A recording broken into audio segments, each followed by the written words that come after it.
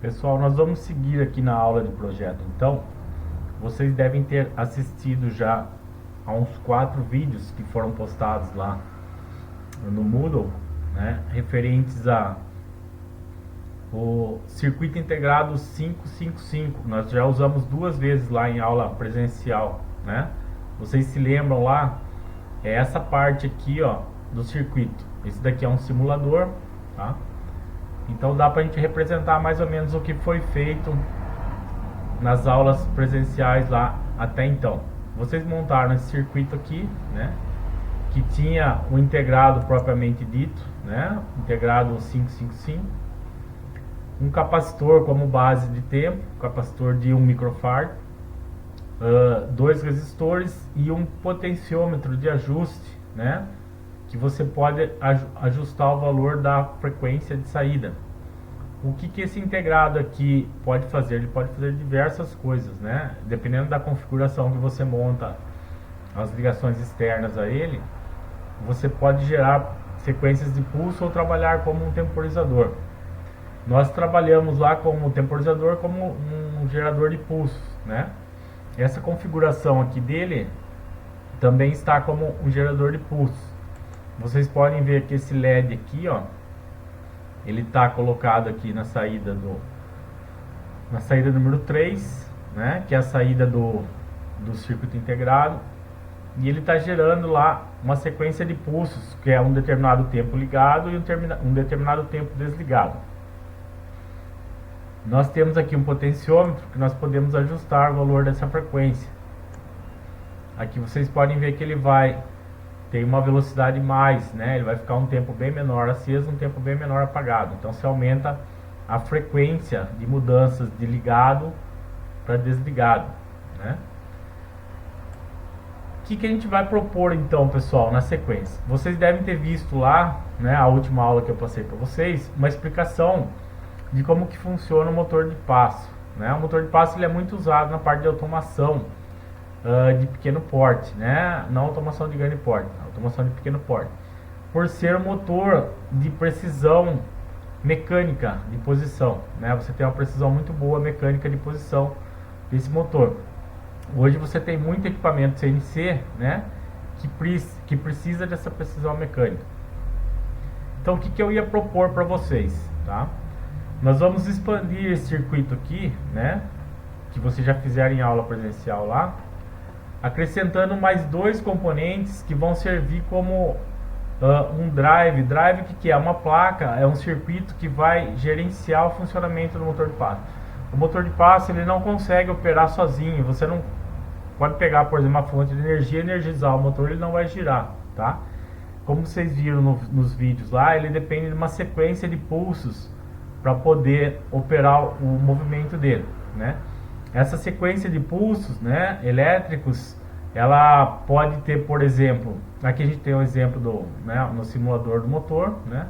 Aqui vocês estão vendo uma sequência de pulsos, ó. Pega esses 4 pontos externos aqui, esse. Se vocês repararem, vocês têm uma sequência de 4 pulsos aí, sequenciais, né? Igual a gente está fazendo lá o sistema de sinal, né? Sistema de sinaleiro lá no CLP, mais ou menos parecido com aquilo, tá? Muito similar aquilo lá. Lá também a gente fez lá um esquema de 4 ciclos, né? Esses 4 ciclos aqui a gente pode alterar a velocidade, por exemplo, através desse potenciômetro. Se eu mudar o valor do potenciômetro, vocês vão ver que vai alterar aqui, ó, a velocidade do pulso principal aqui, e a mudança dos ciclos aqui vai ser maior, tá? Então a velocidade do motor aumenta. Você consegue também, através de uma chave nesse circuito, que é essa chave aqui, ó, liga, desliga, você consegue inverter a sequência de pulsos. Por exemplo, a gente tinha ciclo lá 1, 2, 3, 4, repetir, né? Você consegue inverter, por exemplo, fazer ele ficar decrescente, 4, 3, 2, 1. E daí o motor vai virar no sentido contrário. Então os 2 comandos principais do motor de passo são a velocidade dele através da frequência de pulso que você coloca, tá? Nesse decodificador aqui, nesse circuito decodificador. Essa frequência de pulsos vai determinar a velocidade do motor, e esse chaveamento aqui vai determinar o sentido do motor, se ele vai girar anti-horário, né, ou se ele vai virar horário. O que vai ser acrescentado a mais aqui então? Nós vamos colocar aqui, ó, duas portas lógicas, né, que elas são encontradas num CI próprio para isso, ó. Vou pegar um esqueminha aqui, ó. Seria esse CI aqui, ó, circuito integrado CD4070. Ele tem 4 portas lógicas ou exclusivo, tá? Esse símbolo aqui vocês vão aprender lá em técnicas digitais, que é um símbolo de ou exclusivo, tá? Vocês vão aprender a tabela verdade dele lá. É um pouquinho mais elaborado que a lógica ou. E nós vamos usar também 2 flip-flops, tá? Que é o circuito integrado 4013, CD4013. Esse aqui ele tem 2 pares de flip-flop, tá? O flip-flop, pessoal, ele é muito parecido com o bloquinho 7 reset que a gente usa lá em CLP, tá? Ó, vocês podem ver até que ele tem aqui uma saída Q, né? Uma saída R, uma saída S e uma saída R. Então aqui é o reset, set e a saída Q. Além disso, ele pode absorver mais informações, tá? Aqui é um clock, um sinal de pulso externo que vai vir desse outro CI aqui, né? Que nós já montamos em aula lá. E ele também tem uma entrada de habilitação dele, que é a letra D. Ele tem também uma saída invertida, né? Por exemplo, tem o Q e o Q barra aqui, ó. Tem a saída Q e a saída Q barra, que é a saída invertida. Então ele é bastante flexível, né? Para fazer determinados tipos de montagem. Qual que é a ideia, pessoal? A ideia seria, né? Esse simulador aqui ele é meio complicado para instalar. Eu poderia até passar para vocês, mas eu não sei se tem todo o procedimento para instalar, um negócio meio complicado, tá? A gente podia tentar fazer via simulador ou tentar fazer via física. Então qual que seria a proposta para vocês? A proposta eu sei que a gente não está em dias fáceis, né? Mas seria vocês formarem em grupo de 2 alunos, né? Conversa por WhatsApp, por celular aí, vai conversando. E eu coloquei aqui alguns materiais básicos para a gente fazer essa montagem. Sem o motor de passo, em vez de usar o motor de passo aqui, nós usaríamos 4 LEDs para indicar o acionamento de cada bobina no motor de passo. Então esse aqui seria um LED indicando a bobina, um LED indicando outra bobina, esse. Então vocês iam ter uma sequência no funcionamento. E um quinto LED indicando os pulsos do temporizador aqui, ó. Certo? O que vocês iam precisar então? Uma plaquinha de plotboard não igual à da aula presencial, que ela é uma placa grande, né? Uma placa mais cara, mas uma placa de 400 pontos. 400 pontos são os furinhos que você tem para colocar os componentes, tá? É uma placa relativamente mais em conta. Eu tenho visto o preço dela por aí no mercado, mais ou menos em torno de 8 a 9 reais, tá? Esses circuitos integrados aqui seria mais ou menos R$1,50 cada um, mais ou menos. Depois resistores e LEDs, tá? Que são valores bem baixos, R$2, R$3 aí. Um trim pot, tá? Horizontal para a gente regular a velocidade, seria esse componente aqui, né? Um potenciômetro, vocês já usaram lá na sala. Um botãozinho para a gente fazer o chaveamento aqui, ó, né? Um push button para a gente fazer esse chaveamento aqui, ó, esse acionamento aqui. E como fonte de energia, como a gente vai usar o LED, não vai usar o motor, né? Direto, a gente poderia usar uma bateria simples, não precisa ser alcalina não, pode ser a mais baratinha. E também um rabichinho para essa bateria, tá? Um soquetinho com um rabicho, com um par de cabinhos para a gente poder ligar no plotboard.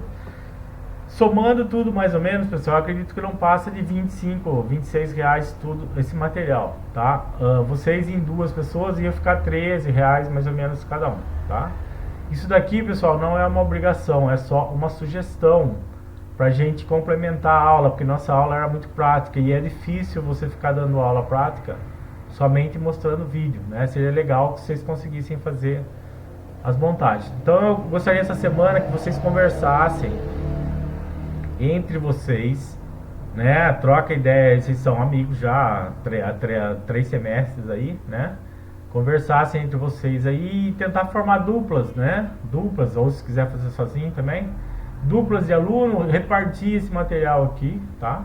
Tem duas lojas na cidade aqui que estão trabalhando, Eletropira não, o Araújo, a Eletrônica Araújo e a Eletromax. Eles estão trabalhando normalmente, vocês podem adquirir facilmente esse material, tá? Podem planejar aí uma forma de montar, por exemplo, um pessoal monta uma parte, outro monta outra, depois eu passo o circuito de montagem para vocês, tá?